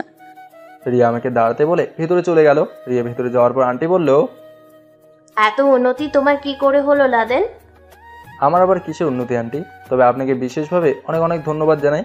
আপনি যদি আমাকে রিয়া ম্যাডামকে না আনার জন্য বলতেন, তাহলে হয়তো আমি রিয়া ম্যাডামের কাছেই কখনো যেতে পারতাম না। যান, আপনিও রেডি হয়ে আসেন। না বাবা, আমি যাব না, তোমরা যাও। কিরে মা, তুই যাবে? রিয়ার ছোট বোন আমার দিকে তাকিয়ে রেখে বলল, আমি অচেনা কোনো মানুষের সাথে যেতে পারবো না, আর তাছাড়া এইসব চাকর বাকর ছেলে আমার পছন্দ নয়। শালিকার কথা শুনে শুধু বললাম, তোমার বাবার কি এমন আছে যে নিজেকে এত বড়লোক মনে করো? আমি যে বাসায় থাকি ওটা বিক্রি করলে তো মনে হয় এগুলোর এক কোনাও তোমাদের হবে না। আবার বড় বড় কথা বলো। তোমার মতো মেয়ে এখন আমার বাসায় 3-4 জন কাজ করে, এত অহংকার দেখাবে না। আবার আমি তোমার আপুর জামাই, নইলে কাজে প্রমাণে দেখিয়ে দিতাম আমি কি জিনিস। আগে তো বোকার মতো ছিলাম, মানুষ যা বলছে তাই করছি। এখন আমি আছি, এখন তোমাকে কে কি বলে আমি দেখবো না? আর তুই যদি একবার তোর দুলা ভাইয়ের সাথে এভাবে কথা বলিস, আমি ভুলে যাব যে তুই আমার বোন ছিলি। আমি রিয়ার দিকে তাকিয়ে ইশারা করে বললাম, মারাত্মক সুন্দরী লাগছে তোমাকে। রিয়া আমার হাত জড়িয়ে ধরে বলল, তো চলেন স্যার, সবাই নাকি আমাদের জন্য অপেক্ষা করছে। আমি চল। বাসা থেকে বের হয়ে রিয়াকে বললাম, রিয়া, আমি কি ভুল কিছু করছি বলো? আমি তোমাকে হারাতে চাই না, জানো তো তোমাকে আমি কতটা ভালোবাসি। রিয়া আমাকে শক্ত করে জড়িয়ে ধরে বলল, আমি জানি তোমাকে বলতে হবে না, তবে আমার খুব ভয় হয় আমি হয়তো। আবার একই কথা, ভালো একটা কাজ করতে যাচ্ছি এই কথা বলো কেন? আচ্ছা বাবা, সরি। আর রিয়া, আমার আপুর সাথে কথা হয়েছে, আপু বলছে তোমার কিছুই হবে না, তুমি একদম সুস্থ হওয়ার পর আমি সবাইকে জানিয়ে তোমাকে আবার বিয়ে করব। আচ্ছা লাদেন, তুমি আমার কাছে কি চাও? আমি আবার তোমার কাছে কি চাইবো? চাওয়া তো একটাই, শুধু আমার হাত ধরে আমার পাশে থেকো, আর কিছু লাগবে না। রিয়া আমার গালে চুমু দিয়ে বলল, সে আর আপনাকে বলতে হবে না স্যার। আমরা কাজী অফিসের সামনে নেমে গেলাম। কাজী অফিসের সামনে দেখি সবাই দাঁড়িয়ে আছে, আপুর সাথে দুলাভাই এসেছে। আমি আপুর সামনে যাওয়ার পর আপু বলল, তোরে আমার মারতে ইচ্ছে করতেছে, এবার রাতের বেলা সবাইকে নিয়ে আসলি, কাজটা কি তুই ঠিক করলি? আমি কিছু বলার আগে রিয়া আপুকে বলল, আপু, ওকে কিছু বলবেন না, আমি ওরে এইসব করতে বলছি দেখে ও আপনাদের সবাইকে এখানে আসতে বলছে। আপু রিয়ার কথা শুনে আর কিছু বলে নাই। আমি মনে মনে বললাম, রিয়া নিজের ঘাড়ে আমার দোষ চাপিয়ে নিল, এই না হলে আমার বউ। আপু এবার বলল, আচ্ছা ঠিক আছে, চল, সবাইকে আর অপেক্ষা করাতে হবে না। দেখতে দেখতে আমার আর রিয়ার বিয়ে হয়ে গেল। আমি আর রিয়া মিলে আপুকে সালাম করলাম। আপু রিয়ার হাত ধরে বলল, কলেজ থেকে কয়েকদিন ছুটি নিবা, পরে আমি সবকিছু দেখে নিব। আর তোমার কাছে আমার একটাই চাওয়া, আমার ভাইটা এত বেশি বুঝে না, একটু বোকা, অল্পতে রেগে যায়। সেই দিন দেখলেই তো তোমার জন্য শরীরে আগুন লাগিয়ে দিয়েছিল। এই জন্য আমার পাগল ভাইকে তুমি একটু দেখে রাখবা। তুমি কলেজের একজন শিক্ষক, আর আমি আশা করি তুমি সবকিছু বুঝো। আর কিছু বলার নেই আমার। রিয়া আপুর কথা শুনে বলল, আপনি কোনো চিন্তা করবেন না, আমি ওর পাশে ছায়ার মতো আছি সব সময়। আমি থাকতে ওর কিছুই হবে না। আপু আমার দিকে তাকিয়ে বলল, এখন তুই কি করবি? প্রিয়াকে বাসায় নিয়ে যাবি না? না, তুই রিয়াকে ওর বাসায় দিয়ে আয়, ও আগে সুস্থ হবে, পরে ওকে আমি আমার বাসায় নিয়ে যাব। এখন তো তেমন কাউকে বলে নাই, পরে আমি সবাইকে জানিয়ে ওকে নিয়ে যাব। রিয়া খপ করে আমার হাত ধরে বলল, আপনার সাথে আমার বিয়ে হয়েছে, এখন আমি বাসায় যাব কেন? আপনি আমাকে নিয়ে যাবেন, আপনি যেখানে আমি সেখানে। তোমাকে বিয়ে করেছি ঠিকই, কিন্তু তুমি যতদিন সুস্থ না হবে ততদিন তোমাকে আমার বাসায় নিয়ে যাব না। আপু রিয়ার হাত ধরে গাড়িতে তুলে বলল, আরে চল তো আমার সাথে, আমি তোমাকে সবকিছু বুঝিয়ে দিচ্ছি। ওর সাথে কি কথা বলবি, ও তো পাগল একটা। আপু রিয়াকে নিয়ে চলে গেল, সাথে দুলাভাইও চলে গেল। রুহি আমার দিকে তাকিয়ে বলল, এটা একটা কাজ করলি ভাইয়া, আমাকে বাসা থেকে তুলে নিয়ে আসলি। আমি রুহির সামনে গিয়ে বললাম, এখানে আমার কোনো দোষ নেই, তোর ভাই তোরে নিয়ে আসছে, আমি কি বলবো? সুমন আমার গালে ঠাস করে একটা চড় দিয়ে বলল, শালা, তুই আর কোনো কথা বলবি না, শুধু তোর জন্য এখানে আসছি, নইলে আমাকে কেউ টেনেও আনতে পারতো না। রুহি তুই একা একা বাসে যেতে পারবি না, একটা রিক্সা ডেকে দিচ্ছি। একা একা তো যেতে পারবো, তবে আমাদের মাধ্যমে বিয়ে করলি ট্রিট কি আমরা পাবো না? দূর যা তো, এত প্যারা দিস না। রুহি মুখ বাঁকিয়ে চলে গেল। আমি সুমনের সাথে হাঁটতে হাঁটতে বললাম, বুঝলি সুমন, অবশেষে বিয়েটা করে নিলাম। যা করেছি সব কিছু ভালোই তো হয়েছে, বুঝলাম। আর তুই তোর বউকে বাসায় নিবি না কেন? দেখ রিয়া মনে করে ওর ব্লাড ক্যান্সার, এজন্য আমি ওরে ভয়ে বিয়ে করব না। ও জানে আমি ওকে কতটা ভালোবাসি, তা ওর মনের ভেতরে আলাদা একটা ভয় কাজ করে, এজন্য ওর মনের ভেতর থেকে ভয়টা দূর করে দিলাম। ভালো কাজ করলি। সিগারেট খাবি? দেখাই। আমি তো চলে যাব, তবে তোর বিয়ে হতে দেখে খুব খুশি হয়েছি। আম্মু আসতে চেয়েছিল, কিন্তু আমি আনি নাই। চিন্তা করিস না, আমি আন্টির কাছে রিয়াকে নিয়ে যাব। এখন চল আমার বাসায়, বুয়া মনে হয় বিরিয়ানি রান্না করছে। তাহলে যাই, চল। সুমনকে নিয়ে আমি আমার বাসার সামনে চলে গেলাম। কলিং বেল দিতেই দাদি এসে দরজা খুলে দিল। আমি আর সুমন ভেতরে গিয়ে টেবিলে বসে বুয়াকে বললাম খাবার দিতে। তবে একটা জিনিস বুঝলাম না, দাদি আমাকে দেখে মুসকে মুসকে হাসছে। আমি বললাম, কি বুড়ি এভাবে হাসছো কেন, মাথা খারাপ হয়ে গেছে নাকি? দাদি আমার দিকে তাকিয়ে বলল, আজকে বিয়ের কথা বলছি দেখে একেবারে বউ নিয়ে আসলি, ভালোই হয়েছে। হঠাৎ করে একটা মেয়ে ঘোমটা দিয়ে টেবিলে খাবার বেড়ে দিতে লাগলো। মনে মনে বললাম, আরে আমার বাসায় আবার নতুন কাজের বুয়া কোথা থেকে এলো? সুমন হাসতে হাসতে বলল, কি রে, তুই নাকি ভাবিকে যেতে বলেছিলি? আমি ভালো করে মেয়েটা দেখে খেয়াল করে দেখলাম এটা আর কেউ না, আমার জানেমান বউ রিয়া। আমি হাসি দিয়ে বললাম, এটা আর কেউ কাজ নয়, আপু ওরে দিয়ে গেছে। আমি রিয়ার হাত ধরে আমার পাশে বসে বললাম, আপনি ওকে খেয়ে নেন, আমার কারণে আপনি কিছু খেতে পারেন নাই। না, আপনি আগে খেয়ে নেন, পরে আমি খাবো। দাদি খেয়েছে? হুম। তাহলে আপনি খেয়ে নেন। খাওয়া দাওয়া শেষ করে সুমনকে বিদায় দিলাম।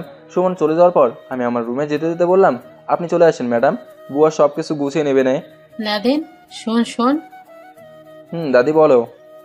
খুব তাড়াতাড়ি আমাকে একটা নাতি গিফট করবি, নইলে তোর খবর আছে। আমি রুমে যেতে যেতে বললাম, বুড়ি হয়েছে ঠিকই, কিন্তু কিভাবে কথা বলতে হয় এটা এখনো জানে না। আমি রুমে গিয়ে চার হাত পা চারদিকে দিয়ে শুয়ে পড়লাম। রিয়া কিছুক্ষণ পর রুমে এসে বলল, কি স্যার, শরীর কি বেশি খারাপ লাগছে? আরে না, তবে একটু ক্লান্ত লাগছে। তোমাকে আপু এখানে নিয়ে গেছে না? রিয়া বিছানার উপর বসে বলল, বিয়ের পর মেয়েদের জায়গা হয় তার স্বামীর কাছে, তুমি যেখানে থাকবে আমিও সেখানে আছি। এখন বলো, আমি তোমাকে ছেড়ে আর কোথায় যাব? ভালো করছো এখানে এসে, তোমার আম্মুকে বলছো কি? বলছি। এখন কি আমি তোমার পাশে শুতে পারি? তুমি আমার বউ, আর এর জন্য কি অনুমতি নিতে হয় পাগলি? রিয়া আমার পাশে শুয়ে বলল, দাদি কি বললো শুনলে তো? আরে ধুর, দাদির কথা রাখো, আমার এখন এসবের একদম চিন্তা ভাবনা নেই। আগে তুমি ভালোভাবে সুস্থ হও, পরে সব কিছু হবে। রিয়া আমার ঠোঁটে একটা চুমু দেওয়ার পর বলল, কেন, আমি কি দেখতে এতই খারাপ? আমি কি আমার স্বামীর ভালোবাসা পাবো না? রিয়াকে আমি এক হাত দিয়ে জোরে ধরে বললাম, তুমি এখন সুস্থ নাও, আমি চাই না তোমার বড় ধরনের কোনো কিছু হোক, একদমই সুস্থ হয়ে নাও, পরে সব কিছু হবে। তাহলে আমি সুস্থ হওয়ার পরে তুমি আমাকে বিয়ে করতে? দেখো রিয়া, তুমি একটু বোঝার চেষ্টা করো। কি বুঝবে তুমি আমাকে? আর তুমি কোনো কথা বলবে না, তুমি আমার স্বামী, আমার মন যা চাই আমি তাই করব। খুব অধিকার দেখাচ্ছ বুঝি? কেন, আমার কি সেই অধিকার নেই? সেই অধিকার আছে দেখেই তো কিছু বলছি না, নইলে ধরে মাইর দিতাম। রিয়া আমার শার্ট খুলে আমার শরীরের উপর শুয়ে বলল, তোমাকে আমার অনেক ভালো লাগে জানো, শুধু তুমি আমার ছাত্র, আর আমার অসুখের জন্য তোমাকে কিছু বলতে পারি না। তাহলে আমাকে বিয়ে করলেন কেন? আমি তো আপনার ছাত্র। মায়ের খেতে চাও এসব বলে? আচ্ছা সরি ম্যাডাম। রিয়া ধীরে ধীরে আমাকে এমনভাবে আকর্ষণ করতে লাগলো যেন আমি আর নিজেকে কন্ট্রোল করতে পারছি না। এবার আমি রিয়াকে বললাম, রিয়া এসব করা কি এখন খুব জরুরি?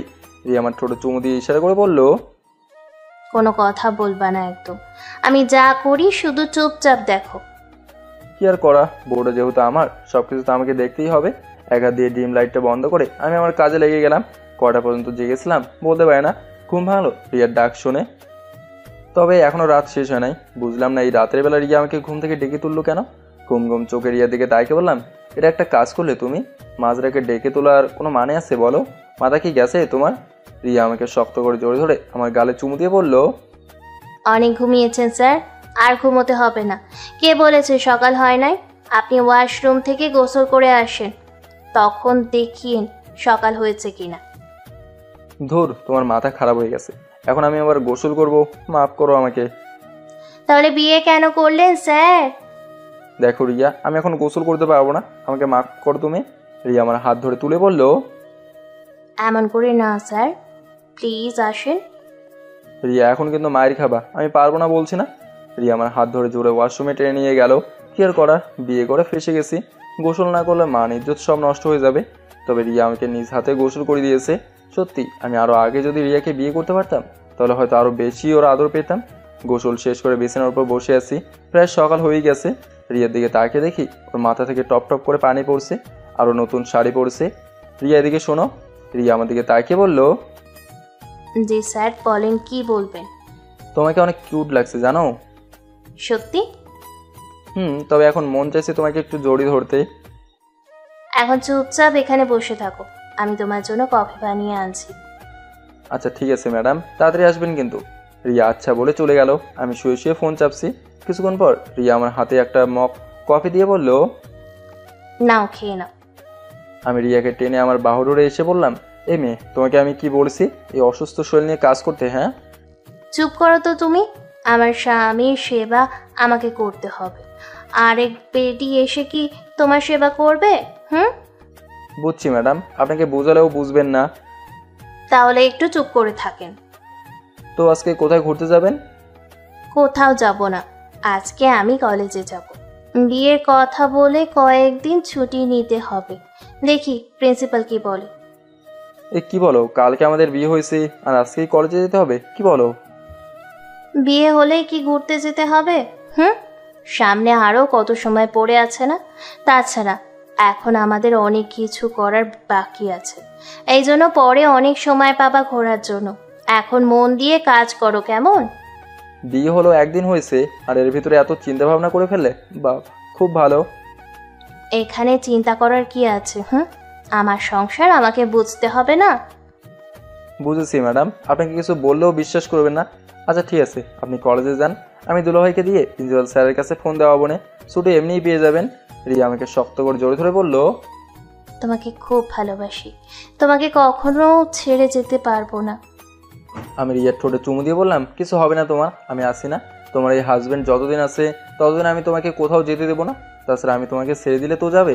রিয়া বলে চুপচাপ আমাকে জড়িয়ে ধরে আছে।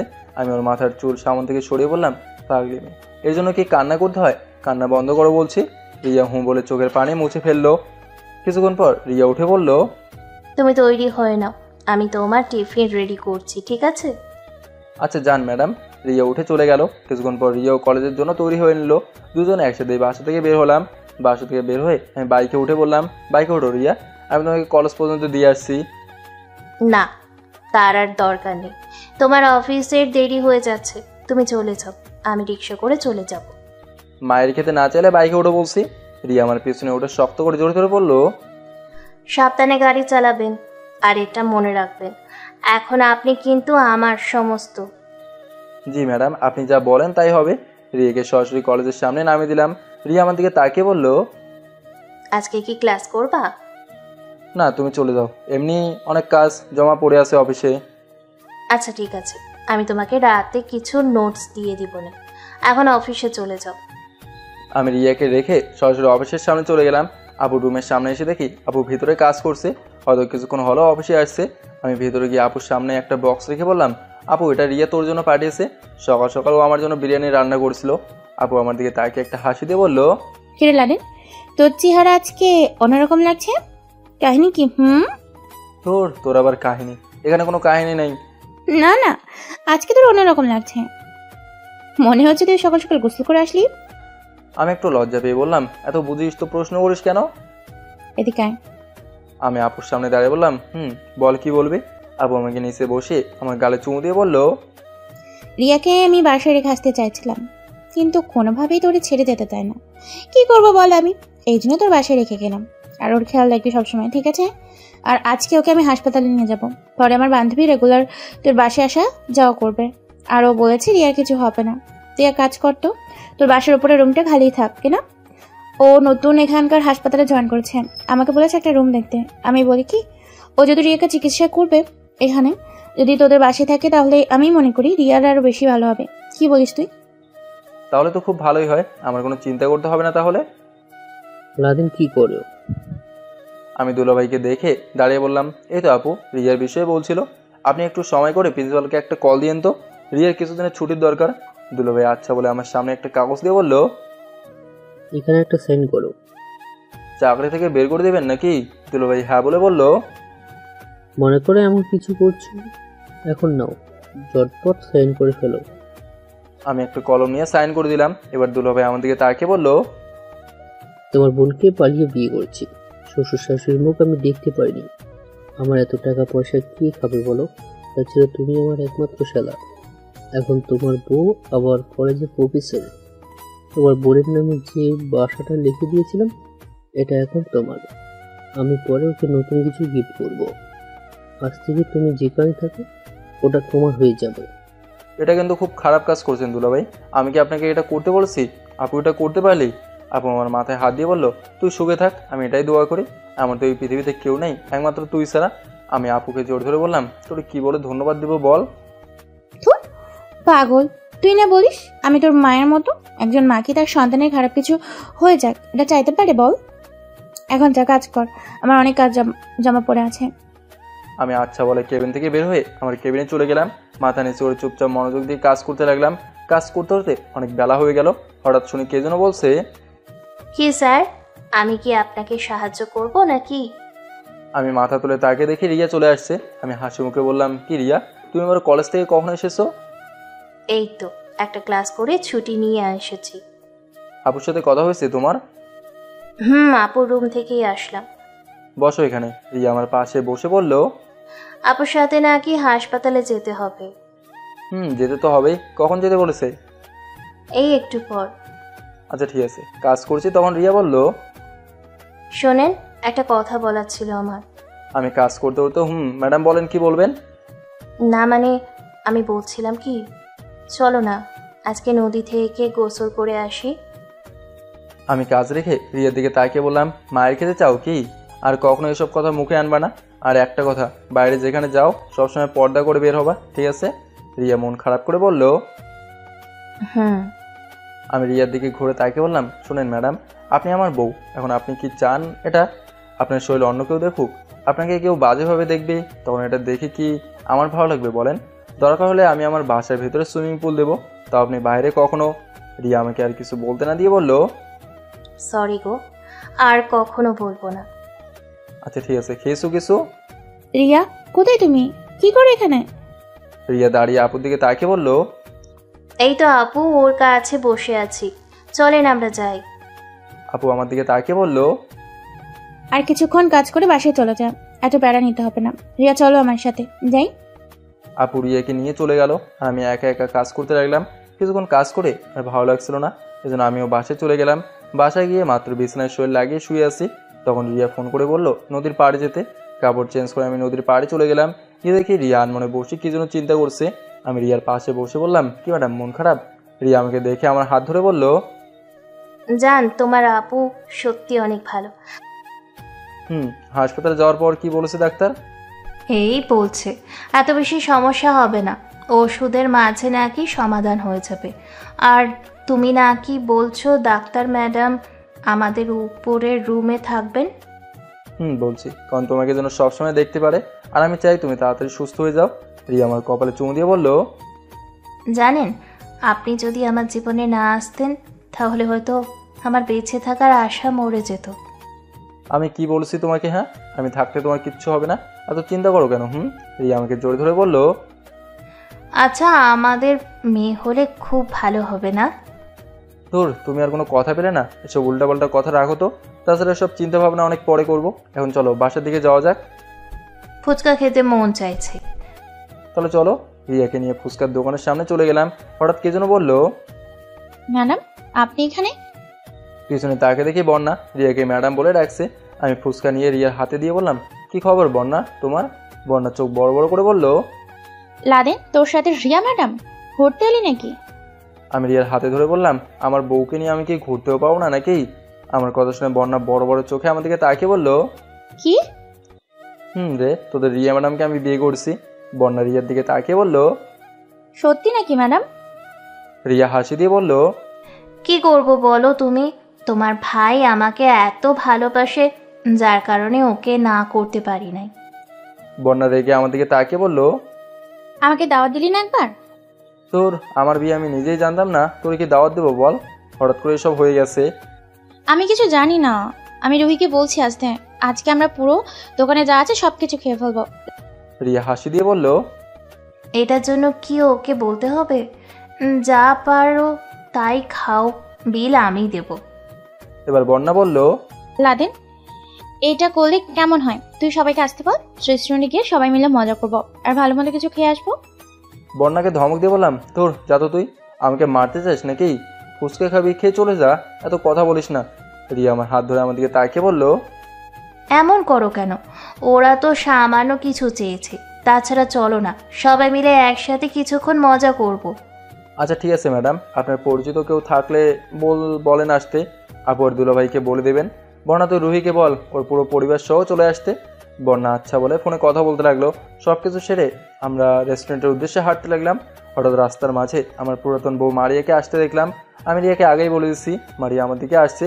রিয়া এটা শুনে আমার হাত শক্ত করে জোরে ধরলো, আর বন্যা বলল, ও যদি তার গায়ে হাত দেওয়ার চেষ্টা করে আমি ওর সব চুল ছিঁড়ে নিব, তুই দেখিস।